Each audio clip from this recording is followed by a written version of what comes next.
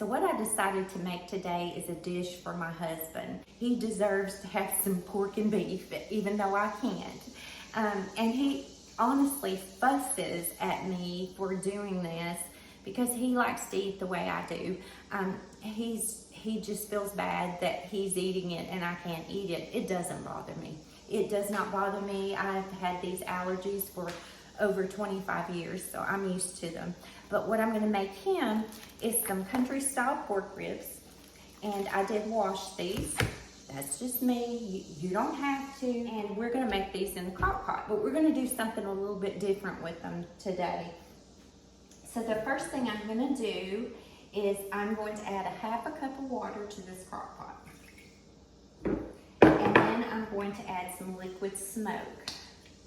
And I'm gonna put maybe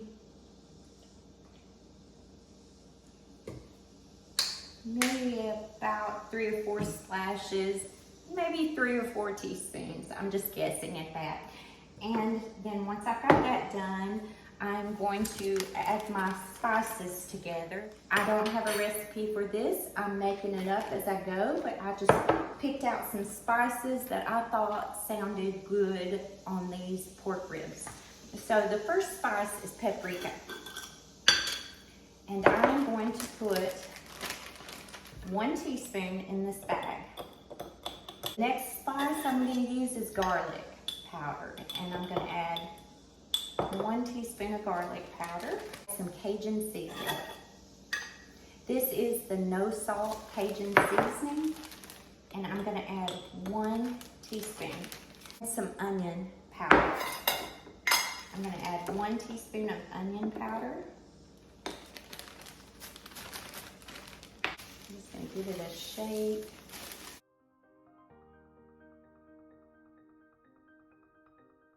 I'm going to add our pork ribs in this bag. It's that simple. This is just a dry rub, and I'm just making it a little bit easier.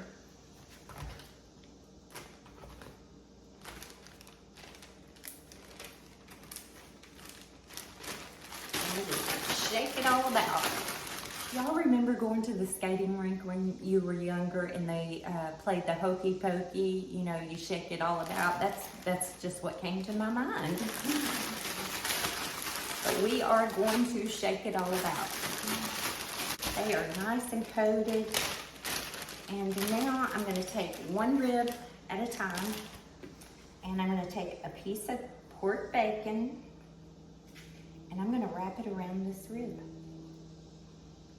I just thought this sounded so good, y'all. Instead of using toothpicks, I think I'm just gonna tuck that bacon in, just like that. See that? And then I'm gonna lay it right in the crock pot. It really is that simple. I'm gonna wash my hands and I'll be right back. Let's bring you a little bit closer so you can see what these look like before I put the lid on it.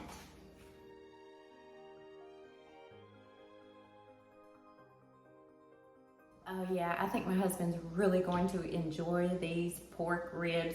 And I'm going to cut the crock pot on high, and we're gonna cook this for 4 hours on high, but I'm gonna do something else, so I will come back later and you make sure you just keep following me, y'all, and I'm gonna show you what else I'm gonna do. About 3.5 hours later, go ahead and preheat your oven to 350 degrees. You'll need a sheet pan, and we're just gonna put just a little bit of olive oil on this. And now we're gonna lay those ribs right onto that baking pan. See how nice they come out of the crock pot? A spatula works great for this, by the way. Then we're going to put this in the oven for about 10 minutes just to crisp up that bacon. And then we're going to flip them over. And this time we are going to baste these with barbecue sauce. And this is just a barbecue sauce that my husband and I really like.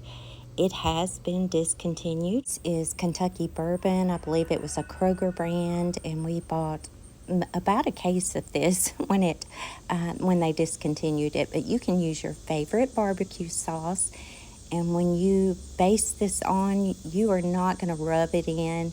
Just pat it with that brush. And that way your barbecue sauce sticks to those ribs.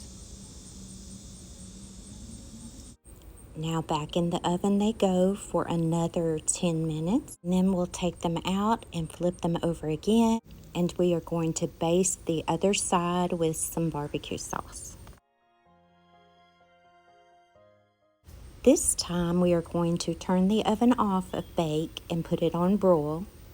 And we are just going to broil this probably not even 5 minutes. We just want that barbecue sauce to caramelize onto those ribs. And don't worry about cleaning up that sheet pan. I've got you. Stay to the end of this video and I'll show you how to do that. But voila, our ribs are done. My husband was pleasantly surprised. And being the master of the grill, he said the only thing he would have done different was add maybe a half a teaspoon of sage. But y'all, he ate every bit of these with a smile on his face. And now let's clean up that pan. What I like to do is just run some water in it and use a fabric softener sheet. You'll just let this sit anywhere from 15 to 30 minutes or even longer if you need to. And I like to use the Free and Clear Ultra Soft. I keep these under my kitchen sink. I hope you guys have a great day.